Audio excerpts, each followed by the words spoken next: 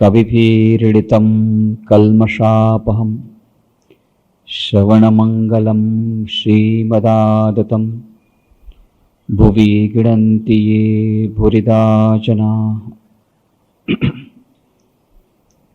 श्री रामकृष्ण कथामृत पर આપણે જે 15 ચર્ચાઓ કરી તેમાં આપણે જોયું કે કેવી રીતે શ્રી રામકૃષ્ણ દેવના સંસ્પર્શમાં માસ્ટર મહાશય મહેન્દ્રનાથ ગુપ્તમાં આવે છે અને તેમને નવું જીવન મળે છે। કેવા સંજોગોમાં શ્રી રામકૃષ્ણ કથામૃત પુસ્તકનું નિર્માણ થાય છે અને કેવી રીતે એ કથામૃતનો જાદુ દેશ વિદેશમાં ઘણા લોકોને નવું જીવન અર્પી રહ્યું છે। શ્રી રામકૃષ્ણ કથામૃતના પ્રથમ ભાગના 12મા ખંડના 9મા અધ્યાયની ચર્ચા આપણે કરી રહ્યા છીએ। રવિવાર અષાઢવદ ત્રીજ અંગ્રેજી 22મી જુલાઈ 1883 શ્રી રામકૃષ્ણ દેવ પોતાના ઓરડામાં બેઠા છે। ભક્તો આવ્યા છે। અધર, રાખાલ, માસ્ટર એ બધા આવી પહોંચ્યા છે। જમ્યા પછી બપોરના બધા બેઠા છે અને મણિ મલ્લિક વગેરે બીજા બધા ભક્તો પણ આવ્યા છે। શરૂઆતમાં માસ્ટર મહાશય સુંદર વર્ણન આપે છે દક્ષિણેશ્વરના મંદિરનું, બગીચાનું, પંચવટીનું, શ્રી રામકૃષ્ણ દેવના ઓરડાનું। શ્રીયુત મણિ મલ્લિક જૂના બ્રહ્મ ભક્ત, ઉંમર 60-65, થોડા દિવસ પહેલા કાશીધામની યાત્રાએ ગયા હતા।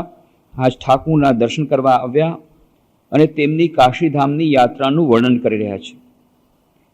મણિ મલ્લિક કહે છે, બીજા એક સાધીને જોયો, તે કહે કે ઇન્દ્રિય સંયમ વિના કંઈ વળે નહીં, એકલું ઈશ્વર ઈશ્વર કરીએ શું વળે?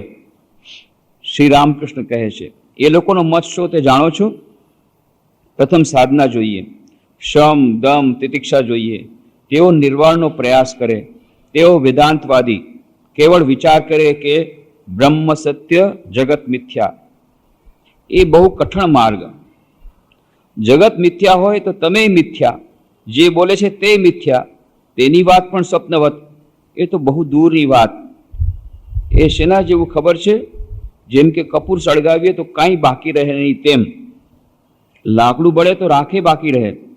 છેવટના વિચારને અંતે સમાધિ થાય ત્યારે હું, તું, જગત એ કશાનું ભાન રહે નહીં।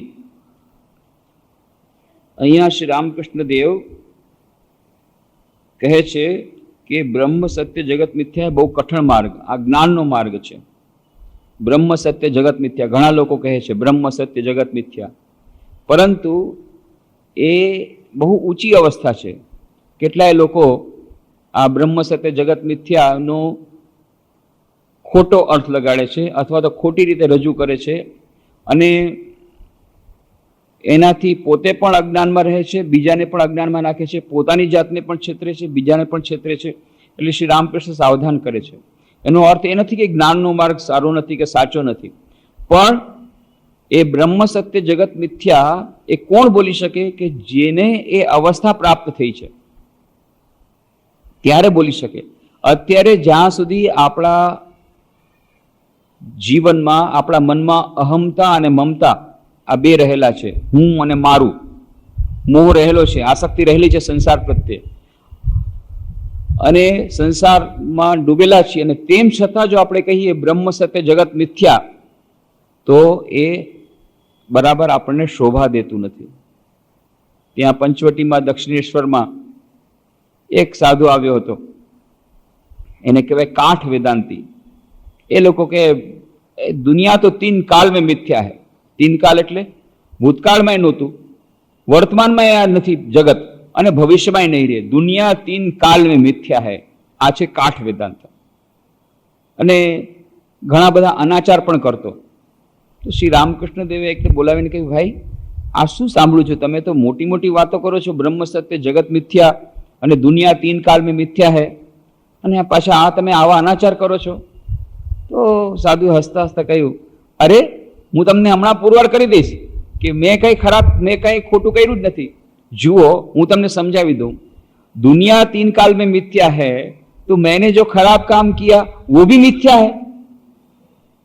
કેટલો સુંદર જવાબ આપ્યો। પછી શ્રી રામકૃષ્ણ જે બોલ્યા એ આપણાથી બોલાય નહીં કે તારા આવા વેદાંતના જ્ઞાન ઉપર થૂકું છું. છી છી છી, આ વેદાંતના જ્ઞાનને આવી રીતે રજૂ કરવાનું. જે એ અવસ્થા કોની થઈ કે જે ખરેખર એવી વેદાંતની સ્થિતિ હોય એ પછી કોઈ દિવસ ખરાબ કામ કરી શકે નહીં. કહે છે જે એક્સપર્ટ ડાન્સર હોય, જેને નૃત્ય બરાબર આવડતું હોય, એ કોઈ દિવસ એના સ્ટેપિંગ ખરાબ નહીં થાય, એના પગલા બરાબર પડશે, તાલમાં પડશે. એવી જ રીતે કહે છે કે જેણે આખી જિંદગી સાધના કરીને શમ દમ ઉપરથી તિતિક્ષા કરી અને પછી છેવટે સમાધિ મેળવી છે અને એને બ્રહ્મ જ્ઞાન મેળવ્યું છે, એ પછી જ્યારે કહે કે બ્રહ્મ સત્ય જગત મિથ્યા, તો બરાબર છે. અને પછી એ જે આમ કહે છે એ કોઈ દિવસ આવી રીતે ખરાબ કામ કરી શકે નહીં, કારણ કે એના તાલ બેતાલ પડે નહીં. એક ખુરશી આપી દે અમને બેનને.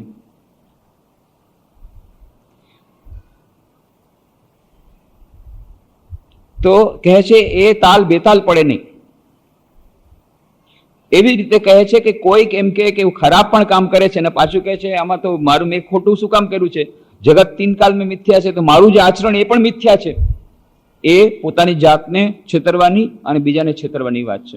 એટલે એના એવા કાઠ વેદાંતથી સાવધાન રહેવાનું શ્રી રામકૃષ્ણ કહે છે કે બ્રહ્મ સત્ય જગત મિથ્યા એ તો બહુ કઠણ માર્ગ, ઊંચી વાત છે.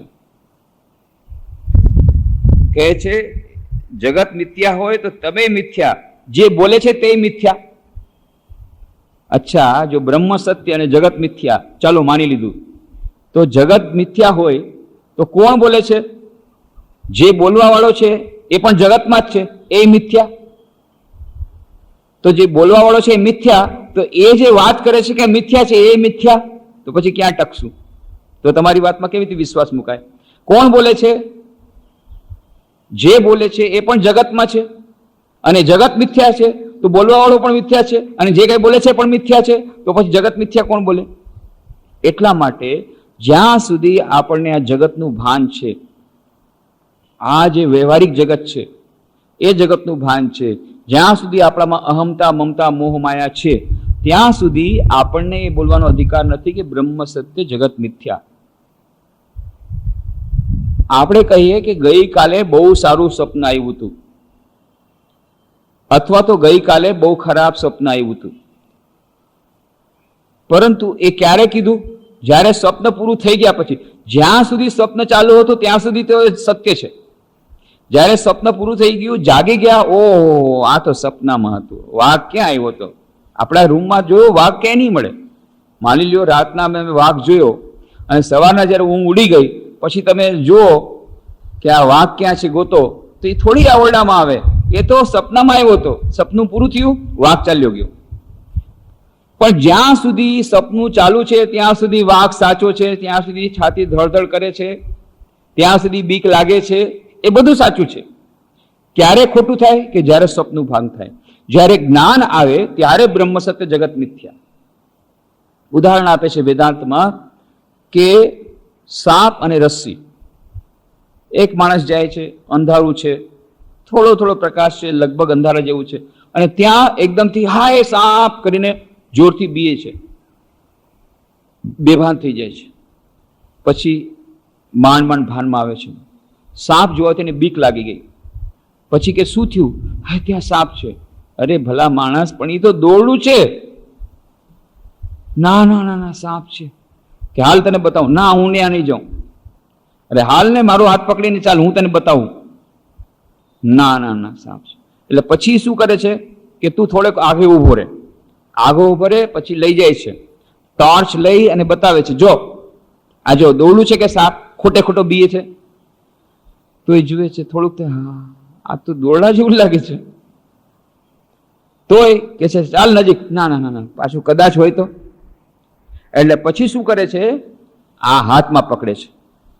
હાથમાં પકડીને જો આ જો દોરડું પકડ.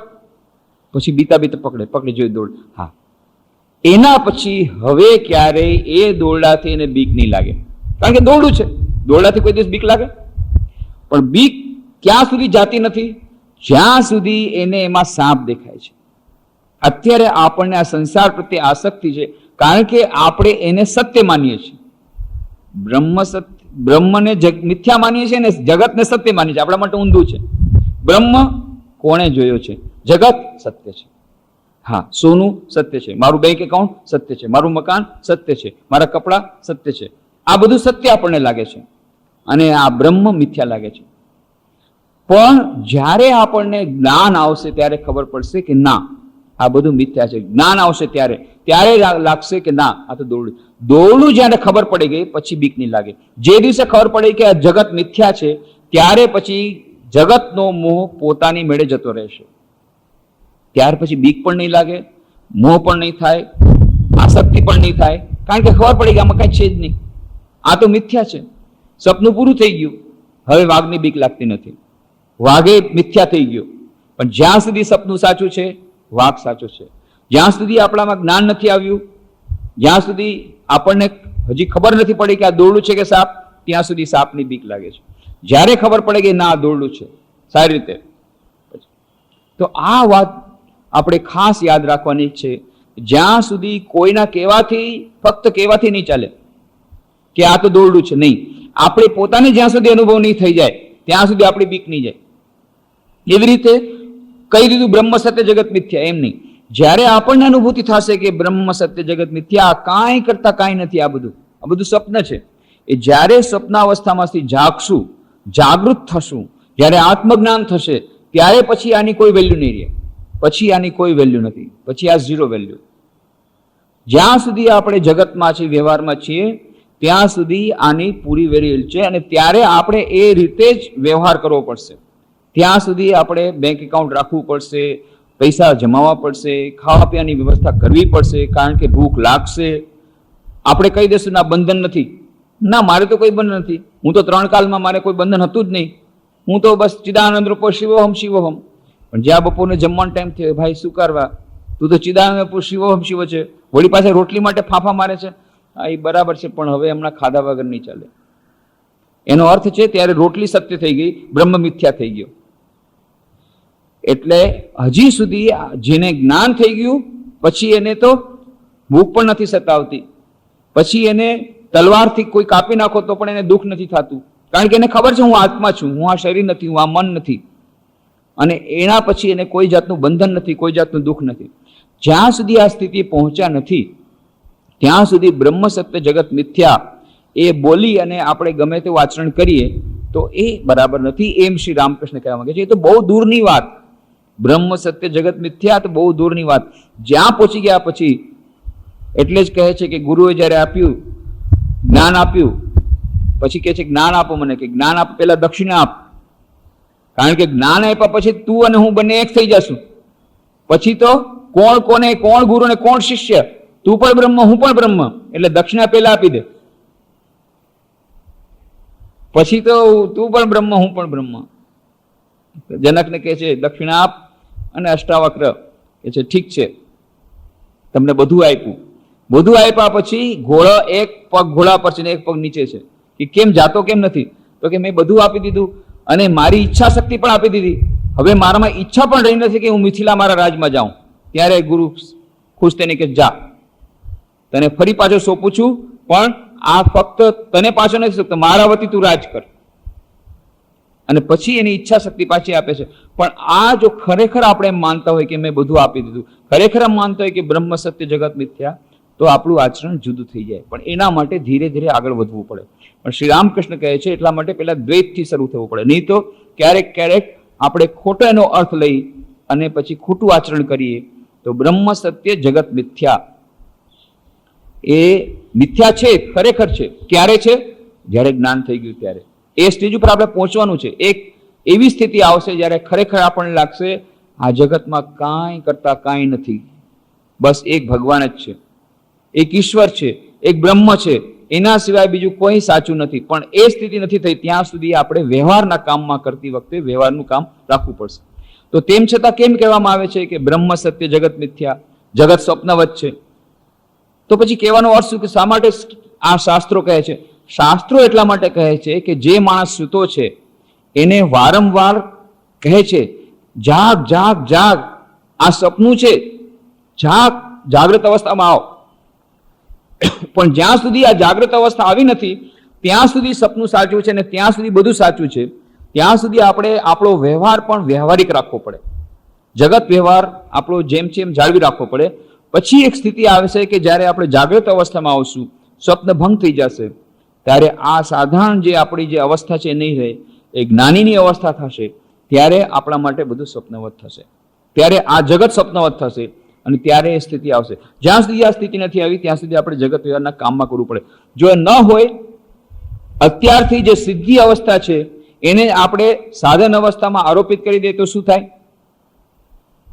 તો વેદાંત કહે છે, ઉપનિષદ કહે છે, શ્રોતવ્યો, મંતવ્યો, નિધિધ્યાસિતવ્યો. મન શ્રવણ કરવું જોઈએ, મનન કરવું જોઈએ અને પછી અનુધ્યાન કરવું જોઈએ આત્માના જ્ઞાન ઉપર. શા માટે ભાઈ? બ્રહ્મ સત્ય જગત મિથ્યા, તો પછી આ કોને કહેવામાં આવે છે?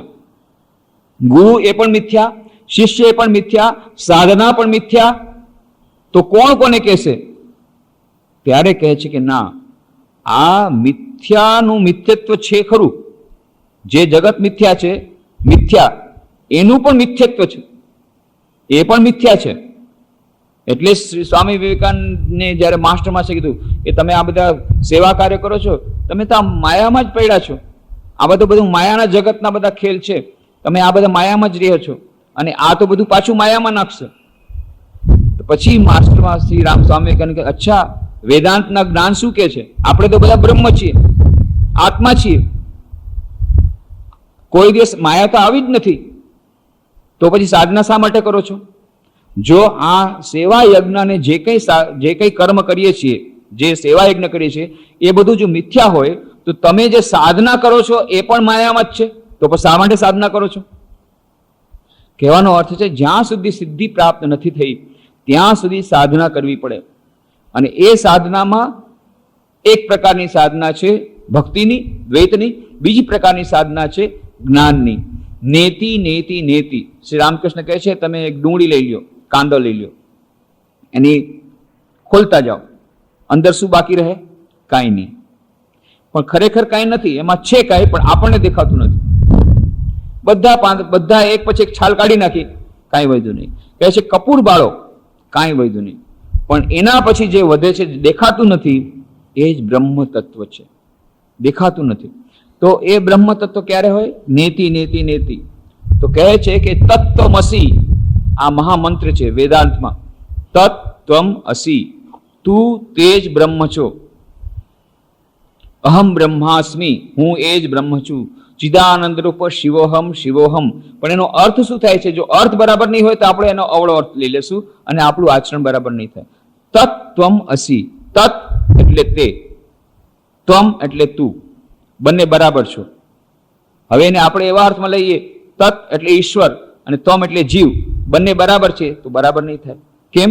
ઈશ્વરના હાથમાં સૃષ્ટિ, સ્થિતિ અને વિનાશ કરવાની શક્તિ છે, જ્યારે જીવ બંધનમાં છે. એ બંને એક કેવી રીતે થઈ શકે?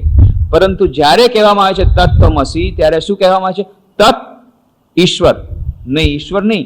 ઈશ્વર એની ઉપાધિઓ બધી બાદ કરો. ઈશ્વરની જે ઉપાધિઓ છે, શું શું ઉપાધિ છે? સૃષ્ટિ કરવાની, સ્થિતિ કરવાની, વિનાશ કરવાની, આ બધું જે કંઈ છે બાદ કરવાથી શું વધે? બ્રહ્મ. નિર્ગુણ, નિરાકાર, નિષ્ક્રિય બ્રહ્મ, નિરંજન બ્રહ્મ. અને જે જીવ છે એ શું છે? એ છે વારંવાર જન્મ ગ્રહણ કરે છે, મરે છે, એ જીવનો સ્વભાવ છે, બંધનમાં છે. પણ આ જે કંઈના બંધન છે બાદ કરો, પંચકોશ બાદ કરો, અન્નમય કોષ, પ્રાણમય કોષ, વિજ્ઞાનમય કોષ, મનોમય કોષ, આનંદમય કોષ, એ બધા કોષને બાદ કરી દો, શું વધે? એ જ બ્રહ્મ. તો તત્વમ અસી, તું તે જ બ્રહ્મ છે. એનો અર્થ એ નથી કે આપણે જે જીવ છીએ એને ઈશ્વર સાથે સરખાવ્યા છે. ઘણા લોકો છે હું જ ઈશ્વર છું, મને વળી શું લાગે વળગે, હું મારો માલિક, મને ક્યાં નિયમ લાગે વળગે. નહીં, ઈશ્વર નથી. ઈશ્વરનું અલગ છે રૂપ, જીવનું અલગ છે. પણ ઈશ્વર ની અંદરનું જે મુખ્ય તત્વ છે એ બ્રહ્મ, અને જીવની અંદર જે મુખ્ય તત્વ છે એ બ્રહ્મ, એ કોન્શિયસનેસ રૂપે, એ પરમ ચેતના રૂપે બંને બરાબર છે. પણ એની ઉપાધિઓ બરાબર નથી. તો જે ઉપાધિઓને દૂર કરી દો તો એ જ સુપર કોન્શિયસ સ્ટેટ. એટલા માટે એને કહે છે અપવાદ, ધી સુપર ઇમ્પોઝિશન. અપવાદ, અધ્યારોપ એટલે કે આપણે અધ્યારોપ કરી લીધો છે. આપણે શું કહીએ છીએ કે હું તો દુઃખી છું, હું બંધનમાં છું, મારે આટલા રૂપિયાનું બેંક બેલેન્સ છે, મારું આ મકાન છે. આ બધી આપણી ઉપાધિઓ છે. આ બધો અધ્યારોપ કરી લીધો છે. ખરેખર હું શું છું? ખરેખર હું શું છું એ આપણે જો વિચાર કરીએ, ખરેખર હું શું છું કે છે હું આજે મારી તબિયત ખરાબ છે, મારું શરીર બરાબર નથી. અચ્છા, આજે તમારું શરીર બરાબર નથી? આજે તમારી તબિયત ખરાબ છે? ના, આજે મારું માથું દુખે છે. અચ્છા, એનો અર્થ શું છે કે માથું અલગ છે અને તમે અલગ છો. તમારું શરીર આજે ખરાબ છે એનો અર્થ તમે અલગ છો, શરીર ખરાબ છે. આજે મારા હાથ પગ દુખે છે એનો અર્થ શું છે? હાથ પગ અલગ છે, તમે અલગ છો. એટલે હું આ શરીર નથી. નેતિ આ નિશ્ચિત થઈ ગયું. તો હું કોણ છું? હું મન છું. અંદરમાં મન છે, શરીરની અંદર મન છે. હું શું મન છું? ના, ક્યારેક આપણે કહીએ છીએ આજે મારું મન ખરાબ છે એટલે હું મન નથી. મન મારું છે એટલે કે હું કંઈક અલગ જ છું. તો હું શું છું કે મારું હૃદય આજે ધડકે છે એટલે હું હૃદય નથી. તો હું શું છું? આવી રીતે વિચાર કરતા આજે મારી બુદ્ધિ ચાલતી નથી એટલે હું બુદ્ધિ નથી. હું ચિત્ત નથી, હું અહંકાર. મને આજે બહુ અહંકાર આવી ગયો. એનો અહંકાર તો ભાઈ જોયા જેવો છે. મારા અહંકારથી એનો અહંકાર વધારે છે. એટલે મારો અહંકાર અને એનો અહંકાર, એટલે હું અહંકાર નથી. તો હું શરીર નથી, હું મન નથી, હું બુદ્ધિ નથી, હું અહંકાર નથી. તો હું કોણ છું? આ બધાની અંદર જે રહેલો છે, અંદર ચૈતન્ય તત્વ, એ હું છું. અને એ જ બ્રહ્મ છે. તત્વમ અસી. આનું જ્યારે જ્ઞાન થાય ત્યાર પછી અજ્ઞાન ન રહે. ત્યાર પછી કહી શકીએ બ્રહ્મ સત્ય જગત મિથ્યા. ત્યારે કહી શકીએ અહમ બ્રહ્માસ્મિ. ત્યારે કહી શકીએ ચિદાનંદ રૂપ શિવોહમ શિવોહમ. ત્યારે કહી શકીએ તત્વમ અસી. તો જ્યાં સુધી આવું નથી થયું ત્યાં સુધી શું નહીં કહી શકીએ? આપણે યાદ દેવડાવી શકીએ. પણ આપણું આચરણ કેવું રહેશે? આપણું આચરણ હજી પણ એવું જ રહેશે જે વ્યવહારિક જગતમાં રહેવા જેવું. પણ ધીરે ધીરે સાધના કરતા કરતા કરતા એક સ્થિતિ એવી આવશે કે જ્યારે ખરેખર આપણને સમજાઈ જશે કે હું એ જ છું, તત્વમસી. ત્યાર પછી પોતાની મેળે જ્ઞાન જ્યારે આવ્યું ત્યારે બેતાલ તાલ નહીં પડે. ત્યાં સુધી આપણે વ્યવહારમાં એવી જ રીતે આચરણ કરવું પડશે કે જેવી રીતે આપણે આચરણ કરતા હતા. ઘણા લોકો શું કરે છે? બસ અહમ બ્રહ્માસ્મિ, હું તો બ્રહ્મ છું, મને કઈ લાગે વળગે નહીં, મને કોઈ નિયમ લાગે નહીં વળગે નહીં, મારે સાધના કરવાની શું જરૂર છે? દુનિયા તીન કાલ મેં મિથ્યા હૈ તો સાધના ભી મિથ્યા હૈ. તો પછી કઈ ટકે નહીં. આને શ્રી રામકૃષ્ણ કહેતા હતા કે આ જે છે છેતરપિંડી કરવાની વાત છે, પોતાની જાતને છેતરવાની વાત છે. અને એવા વેદાંત ઉપર શ્રી રામકૃષ્ણ કહે છે હું થૂકું છું નહીં. પણ વેદાંત જે એમ કહે છે કે ધીરે ધીરે આપણે સાધના કરવી જોઈએ. વિચાર બુદ્ધિ, શું સાચું છે, શું ખોટું, શું સારું છે, શું ખરાબ, શું નિત્ય છે, શું અનિત્ય છે, આનું નામ જ્ઞાન. દરરોજ થોડી થોડી વાર વિચાર કરવો જોઈએ. બધા કરી શકે કે હું કોણ છું. દરરોજ પોતાની જાતને પૂછવાનું હું કોણ છું. 2 મિનિટ 4 મિનિટ આપણે કહી શકીએ હું કોણ છું. એમ વિચાર કરતા કરતા ખબર પડશે ના, હું શરીર તો નથી, હું મન નથી, હું બુદ્ધિ નથી, હું અહંકાર નથી, તો હું કંઈક આનાથી અલગ છું. એ જે ચૈતન્ય તત્વ એ હું છું. અને એ ચૈતન્ય તત્વને યાદ કરીને પછી આપણે કહીએ ચિદાનંદ રૂપ શિવોહમ શિવોહમ. મને કોઈ જાતનું બંધન નથી, મારે જન્મ નથી, મારે મૃત્યુ નથી, મારે રોગ નથી, મારે શોક નથી, મારે કોઈ સાથે લેવા દેવા નથી, મારે માતા નથી, મારે પિતા નથી, મારે બંધુ નથી, મારે ગુરુ નથી, મારે શિષ્ય નથી. આ ક્યારે કહી શકીએ? એ અવસ્થામાં જ્યારે આપણે કહીએ છીએ પોતાની જાતને કે હું શરીર નથી, મન નથી, બુદ્ધિ નથી, અહંકાર નથી, ત્યારે આપણે કહી શકીએ હા ચિદાનંદ રૂપ શિવમ શિવમ. તો ભલે આપણે એ સ્થિતિને પહોંચ્યા નથી, એ સ્થિતિને આપણે પહોંચવાનું છે એમ યાદ કરી શકીએ તેમાં કાંઈ વાંધો નથી. 1-2 મિનિટ માટે ધ્યાન કરીએ કે મારે આ સ્થિતિ પહોંચવાનું છે. પરંતુ એ સ્થિતિ હજી પહોંચ્યા નથી અને છતાં એ રીતે આપણે કહીએ હું તો ચિદાનંદ રૂપ શિવમ શિવમ છું, મારે માતા નથી, મારે પિતા નથી, એટલે માતા પિતાને લાત મારી દો. કેમ? અરે જ્ઞાનમાં કોણ માતા ને કોણ પિતા? અરે હું તો બ્રહ્મ છું એમ કરીને માતા પિતાને લાત મારી દો, એ નહીં ચાલે. જ્યાં સુધી તમને જ્ઞાન નથી થયું ત્યારે તમારા માતા પણ છે, તમારા પિતા પણ છે, તારા બંધુ પણ છે.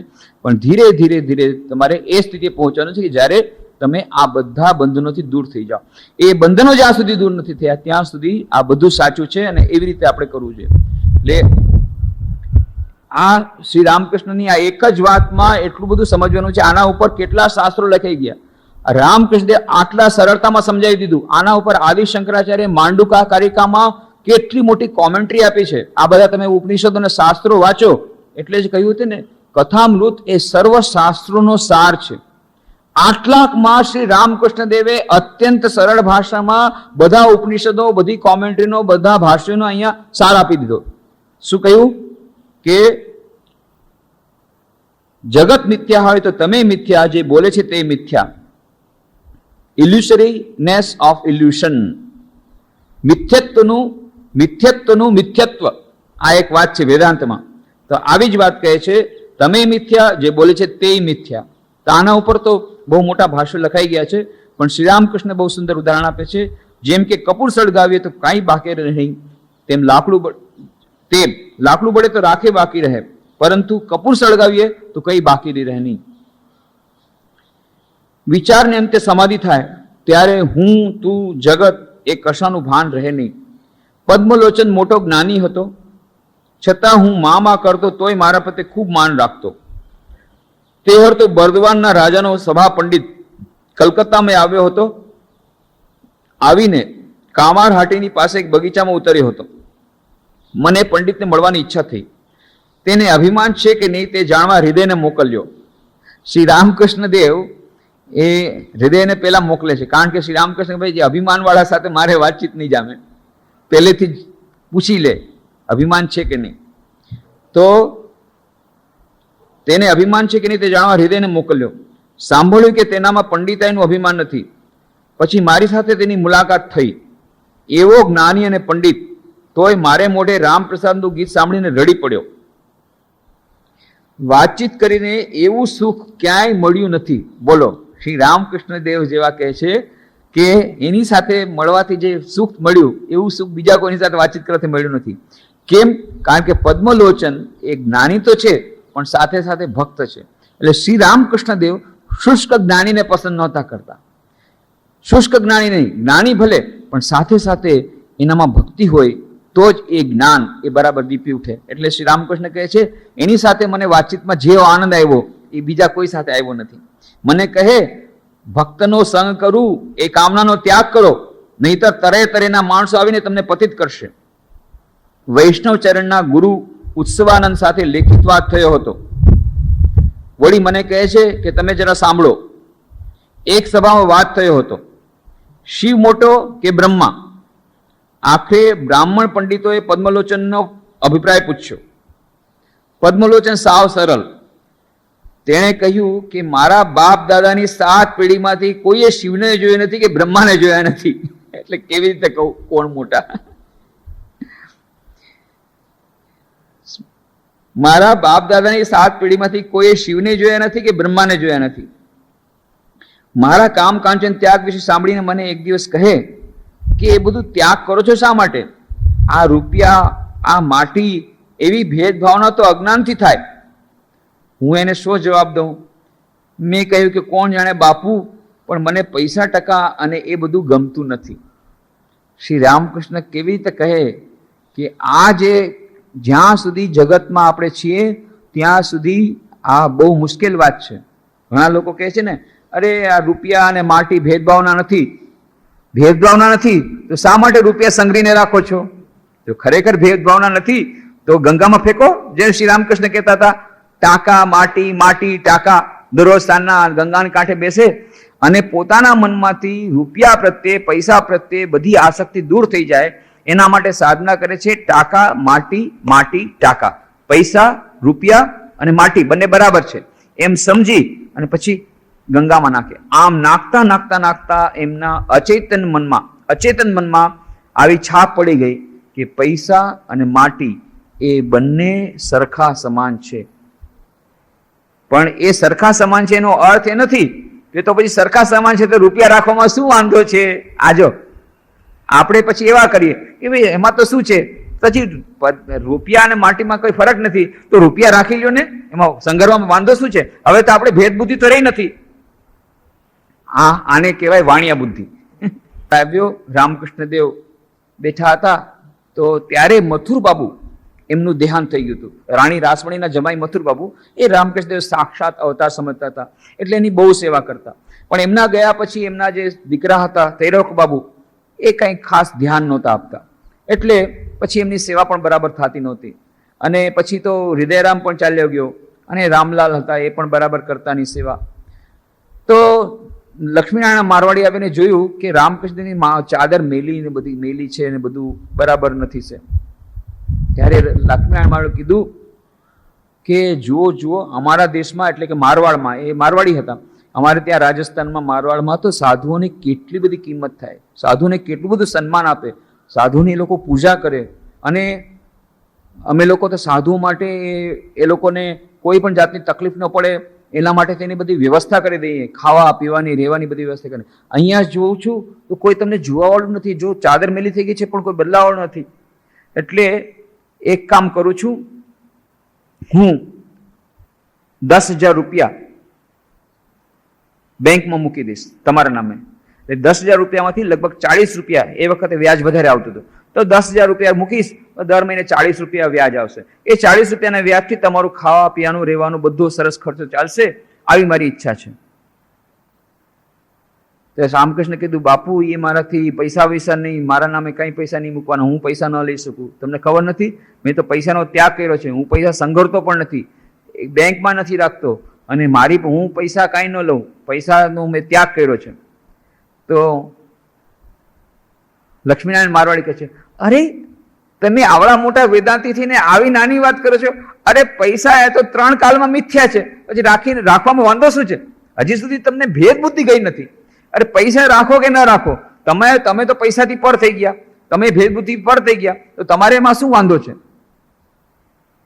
ત્યારે શ્રી રામકૃષ્ણ કીધું કે આ ભાઈ તમારી વાણિયા બુદ્ધિ તે મને નહીં ચાલે. તો આ છે આપણી જાતને છેતરવાની. ત્યાગની ભાવના ન હોય તો આપણે શું કહીએ?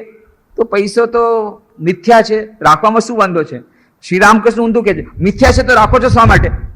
જો ખરેખર મિથ્યા માનો છો તો શા માટે સંગ્રહો છો? શા માટે બેંકમાં રાખો છો? શા માટે એના માટે તલપાપડ થાવ છો? શા માટે એના માટે આસક્તિ રાખો છો? એનો અર્થ છે મોઢેથી કહો છો કે મિથ્યા છે, પણ અંદરમાં હજી આસક્તિ છે.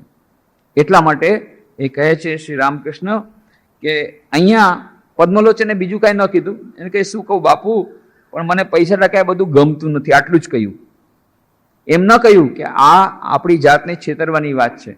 તમે એક તરફ તો કહો કે મને ભેદભાવ બધો ચાલ્યો ગયો છે, મારા મન તો બધું સરખું, પૈસા એ શું હોય તો એ શું ને ન હોય તો એ શું, તો પછી રાખવામાં શું વાંધો છે? શ્રી રામકૃષ્ણ કહે છે, જો બધું બરાબર હોય ને પૈસો ને માટી બરાબર જ હોય તો શા માટે રાખો છો? આ ઊંધું કે છે શ્રી રામકૃષ્ણ. મુખ્ય વાત છે કે આપણે આપણી જાતને છેતરી છે. જ્યાં સુધી મનમાં આસક્તિ છે ત્યાં સુધી જ આ ભેદભાવની બુદ્ધિ આપણે બીજાને શિખામણ આપે છે. તમારામાં હજી આટલો ભેદભાવ બુદ્ધિ છે? અરે પૈસા તો શું છે, પૈસાના માટે બરાબર છે, રાખાય તો શું, ન રાખ્યા તો રાખી લો ને. તો શ્રી રામકૃષ્ણ કહે છે, જો પૈસા મિથ્યા તો શા માટે રાખવું? કારણ કે શ્રી રામકૃષ્ણ જાણે છે આ પોતાની જાતને છેતરવાની વાત છે. ત્યાગ શ્રી રામકૃષ્ણમાં એટલો ભરેલો છે કે નહીં. એટલે કહે છે એમને શ્રી રામકૃષ્ણની એક અવસ્થા એવી હતી કે આ જે માટી ટાંકા માટી કરીને ગંગામાં નાખ્યું, પછી એવી અવસ્થા આવી કે પૈસાનો સ્પર્શ કરી શકે નહીં.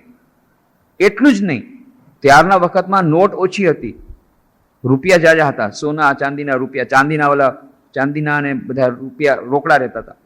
તો એ ધાતુના રૂપિયા હોય એટલા માટે પૈસાનો સ્પર્શ તો કરી શકે નહીં, પણ આ પૈસા જે એમણે ટાંકા માટી માટે કે નાખ્યા હતા, એટલે કોઈ ધાતુનો સ્પર્શ કરે તો પણ જાણે વીછીનો ડંખ લાગ્યો, હાથ વાંકો વળી જાય. એટલા માટે માટીના વાસણને એમને ખાવું પડતું, ધાતુના વાસણમાં ખાઈ શકતા નહીં. એક એવી સ્થિતિ હતી કે કદાચ અજાણતા પણ ધાતુનો સ્પર્શ થઈ જાય તો જાણે વીછીનો ડંખ લાગ્યો અને હાથ વાંકો થઈ જાય. આટલો બધો પૈસાનો એમણે ત્યાગ કર્યો હતો, એમના મનથી ત્યાગ કર્યો હતો કે પૈસો કદાચ જો ભૂલથી પણ એમને સ્પર્શ કરી જાય તો એમને વેદના થતી હતી. જ્યારે સ્વામી વિવેકાનંદને આ વાત ખબર પડી, એ તો કોલેજના વિદ્યાર્થીઓ ત્યારે બહુ મજાક ઉડાવી, તમે લોકો બધા આવા જ છો, તમે લોકો બધા એકવાર ગુરુ ભક્તિમાં એવા ગાંડા ઘેલા થઈ જાઓ અને પછી જેવી તેવી વાત સ્વીકારી લ્યો. એટલી વાત હું માની લઉં કે ભાઈ એમને પૈસાનો ત્યાગ કર્યો છે એટલે બેંકમાં પૈસા રાખતા નથી, પૈસા સંઘરતા નથી, ત્યાં સુધી તમે કયો તો માની લો. પણ આવી કેવી બધી આડેવડી વાત તમે ફેલાવો છો કે પૈસાનો સ્પર્શ કરી શકતા નથી અને આવી રીતે ધાતુનો સ્પર્શ થાય તો હાથ વાંકો વળી જાય અને વીછનો ડંખ લાગે. શું આવી બધી જેવી તેવી વાતો બધો કરો છો? પોતાના ગુરુને વધારીને બધાને પ્રશંસા કરવાની આદત હોય, તમને આવી આદત છે. એ એમણે સ્વીકાર કર્યું નહીં. એક દિવસે રામકૃષ્ણ દેવ ત્યાં દક્ષિણેશ્વરમાં જ્યારે નરેન્દ્રનાથ ગયા, જોયું કે દક્ષિણેશ્વરમાં એ ઓરડામાં ગયા તો રામકૃષ્ણ દેવ પંચવટી તરફ ગયા હતા કઈ કામથી ભક્તો સાથે. આખો ઓરડો ખાલી, એકલા નરેન્દ્રનાથ. અચાનક એમના મનમાં વિચાર આવ્યો, અચ્છા હા કે છે મને ધાતુનો સ્પર્શ ન થાય, આજે જોઈએ, પરીક્ષા કરીને જોઈએ, આજે બધું ખબર પાડી દઈશ આ લોકોને, બધા ભક્તોને બધાને ખબર પાડી કે કેવા જૂઠા બોલા છે, બધા એને આજે પકડી પાડીશ. બસ જોયું, પથારીમાં નીચે ગાદી હતી, ગાદીની નીચે એક ચટાઈ હતી, ચટાઈની નીચે જો પોકેટમાંથી રૂપિયો કાઢ્યો, રોકડો નાખી દીધો, બસ અને આરામથી ઉભા રહ્યા ખૂણામાં, જોઈએ શું થાય છે, તાલ જોઈએ. થોડી વાર પછી રામકૃષ્ણદેવ આવ્યા, ભક્તો સાથે આવી અને પલંગ ઉપર બેઠા. જ્યાં બેઠા એકદમથી જાણે વીછીનો ડંખમાં આવ્યો, ઊભા થઈ ગયા. શું છે શું છે? બધાએ જોયું, કાંઈ નથી, કાંઈ નથી, કાંઈ નથી. ના ના ના, કાંઈ વીછી વગેરે છે નથી. ફરી પાછા જાણે વીછીનો ડંખ લાગે, વળી પાછા ઊભા થઈ ગયા. સરખી રીતે જુઓ, સરખી રીતે જોયું. પછી એ લોકોએ શું કર્યું? ગાદું ઉપાડ્યું, ચટાઈ ઉપાડીને આમ ખંખેર્યું, ખંગ કરીને પેલો રૂપિયો પડ્યો. આ રૂપિયો ક્યાંથી આવ્યો? ચટાઈ નીચે, ચટાઈ નીચે રૂપિયો ક્યાંથી આવ્યો? બધા વિચાર કરવા માંડી ગયા, ચારે તરફ જોયું છે. રામકૃષ્ણ ચારે તરફ જોવા માંડી ગયા, રૂપિયો ક્યાંથી આવ્યો? ત્યાં તો જુએ ખૂણામાં નરેન્દ્રનાથ ઊભા છે, માથું નીચું કરીને. એટલે રામકૃષ્ણ સમજી ગયા, સમજી ગયા. ઠીક છે બેટા, ઠીક છે, બહુ સારું કર્યું, બહુ સારું કર્યું. ગુરુની સારી રીતે પરીક્ષા કરવી અને પછી સ્વીકાર કરવો, બહુ સારું કર્યું. નારાજ ન થયા, પણ સમજી ગયા અને પરીક્ષા કરી છે. પરંતુ સ્વામી વિવેકાનંદે ત્યાગીશ્વર હે નરવર ખંડન ભવબંધન ગીત ગાય છે ને દરરોજ, આજે આરતી ગાઈએ છીએ, અદ્ભુત આરતી છે. સંધ્યા આરતીમાં બધાએ આવવું જોઈએ, દરરોજ સાંજના આરતીમાં આવવું જોઈએ. આ આરતી આખા વિશ્વના બધા સેન્ટરમાં થાય છે અને સ્વામી વિવેકાનંદે પોતે આની રચના કરી છે, પોતે મ્યુઝિક આપ્યું છે અને આ આરતી સાંભળીને કેટલા લોકો સમાધિમાં ચાલ્યા જાય છે. અદ્ભુત આરતી છે અને એમાં રામકૃષ્ણદેવ વિશે જે કંઈ સ્વામી વિવેકાનંદે કીધું છે એમાં બધું આવી ગયું, આખું જીવન આવી ગયું, એને બધા ગુણ આવી ગયા. એમાં કહે છે ત્યાગ ઈશ્વર હે નરવર દેહો પદે અનુરાગ. તમે ત્યાગીઓના ઈશ્વર છો. આ એમને મોઢેથી કીધું નથી, એમણે બધી પરીક્ષા કરી સ્વામી વિવેકાનંદે, પછી લખ્યું ત્યાગેશ્વર હે નરવર દેહો પદે અનુરાગ. જે રામ હતા, જે કૃષ્ણ હતા, આ પોતે એને અનુભૂતિ થઈ, પછી લખ્યું. એક વસ્તુ સ્વામી વિવેકાનંદે ખંડન ભવન આરતીમાં એ જે લખ્યું છે એ પોતાની અનુભૂતિ ઉપર લખ્યું છે. એમણે ચકાસણી કરી છે, પરીક્ષા કરી છે અને પછી એમણે આરતી લખી છે. એટલે અને આરતીમાં જે એમણે સંગીત આપ્યું છે, પોતે સંગીત આપ્યું, પોતેનું મ્યુઝિક આપ્યું, પોતેનો તાળ આપ્યું, ધ્રુવપદ, કે એનાથી મર્યાદાનો ભાવ પ્રગટ થાય અને ખૂબ ઊંડો ભાવ એમાં આવે અને આખો રામકૃષ્ણનું જીવન અને સંદેશ એ બધું ને બધું આવી જાય, કાંઈ બાકી રહે નહીં. આ બધું સ્વામી વિવેકાનંદે એક નાનકડા સ્તોત્રમાં ખંડન બંધનમાં આપી દીધું. એટલા માટે બની શકે તો એ સાંજની આરતી બધાએ અટેન્ડ કરવી જોઈએ. ત્યાં રાજકોટમાં ડૉક્ટર એપીજે અબ્દુલ કલામ આવ્યા હતા. એ આવ્યા અને પછી અમે પૂછ્યું કે તમે મંદિરમાં જાશો, કારણ કે અમને જરા થોડી ડર હતો કે એને કદાચ જવું ગમે કે ન ગમે. ના હું જરૂર જઈશ. એટલે પછી મંદિરમાં દર્શન કરવા લઈ ગયા. 25મી ડિસેમ્બર 1901ની વાત છે, કારણ કે એના પછી 13મી ફેબ્રુઆરી 2002ના રોજ અહીંયા આવ્યા. એ નિમંત્રણ દેવા માટે હું ગયો હતો ત્યાં.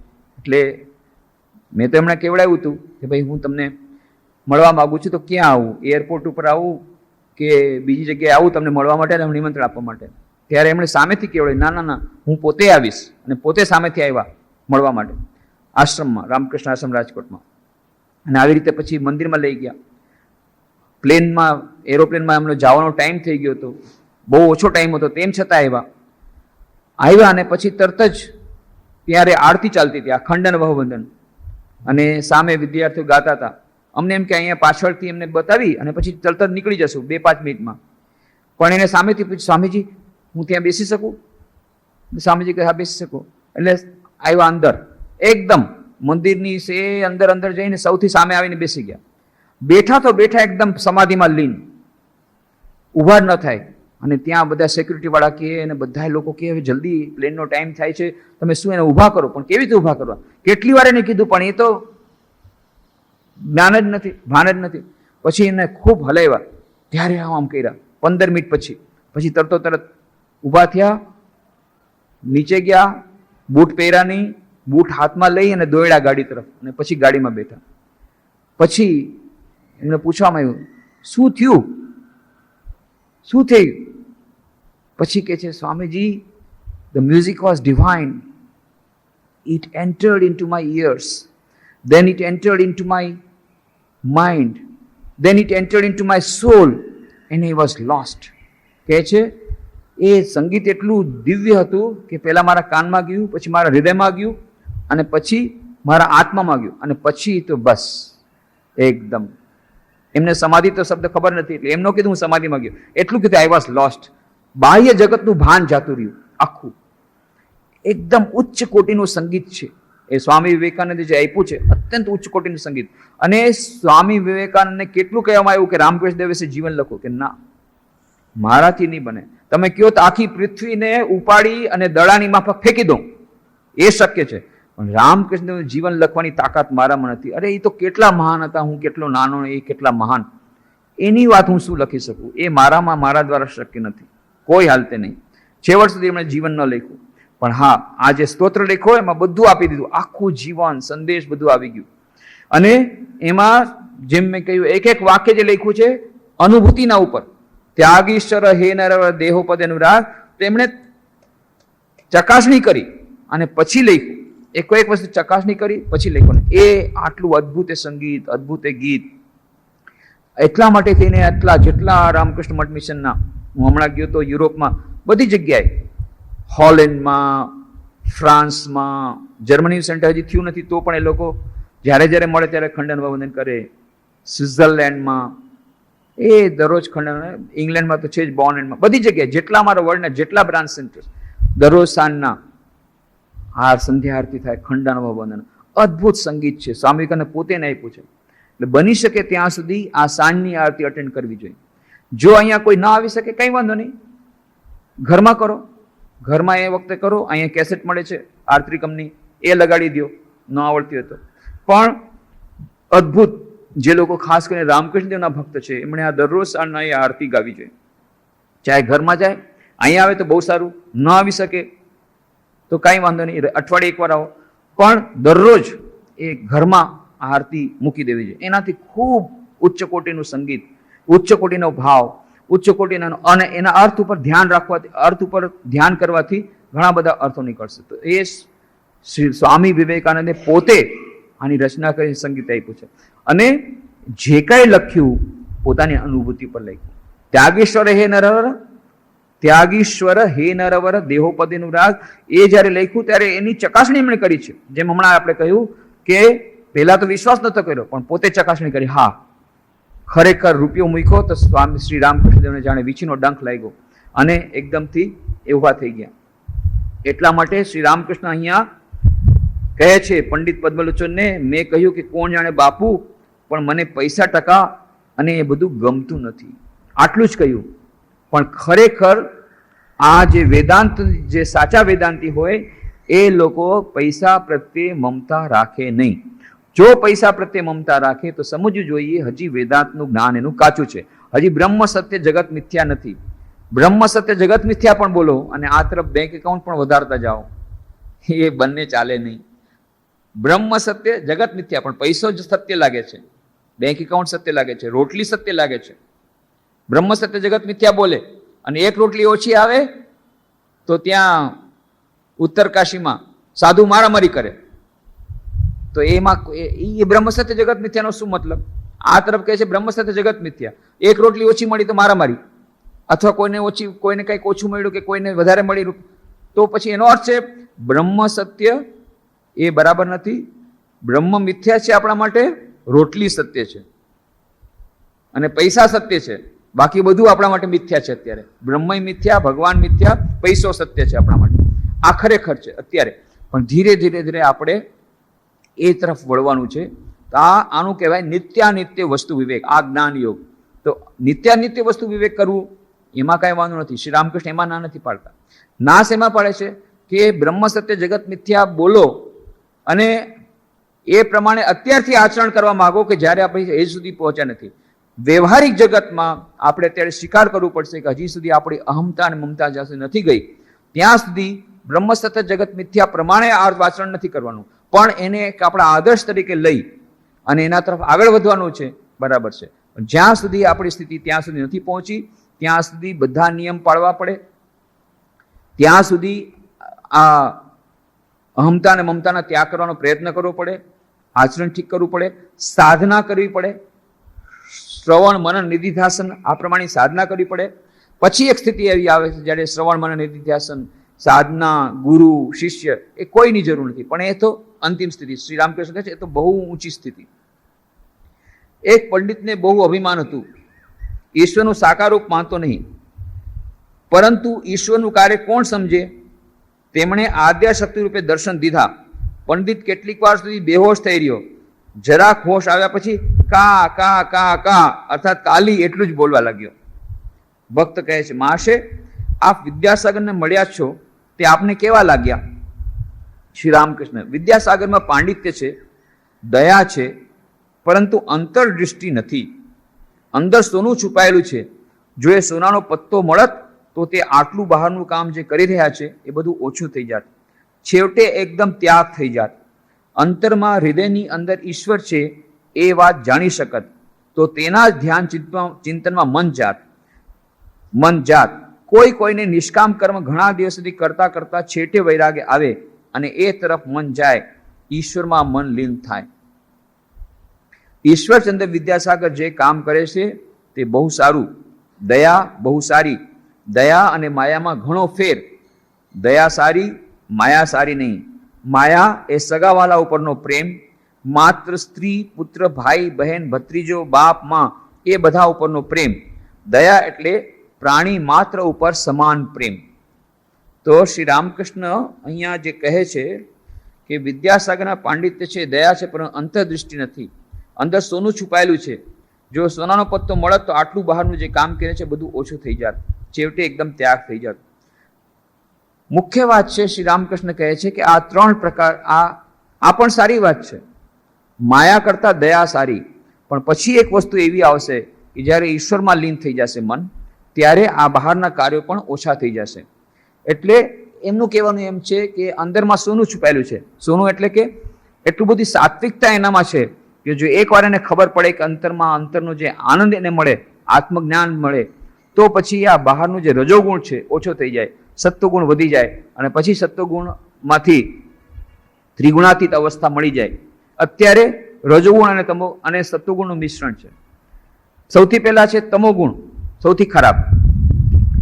તમોગુણમાં હું અને મારું, રજોગુણમાં હું અને મારું પણ છે અને સાથે સાથે થોડુંક નામ યશની આકાંક્ષા છે.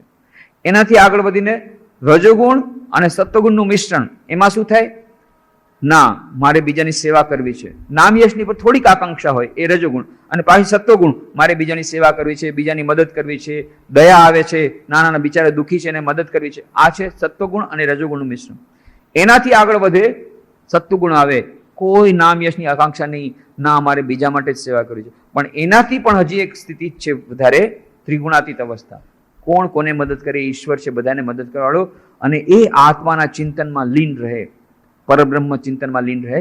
એ સંપૂર્ણ ચિત્ત શુદ્ધિ થાય ત્યાર પછીની વાત છે, બહુ ઊંચી સ્થિતિની વાત છે. તો શ્રી રામકૃષ્ણ અહીંયા વિદ્યાસાગરને ઉતારી પાડતા નથી.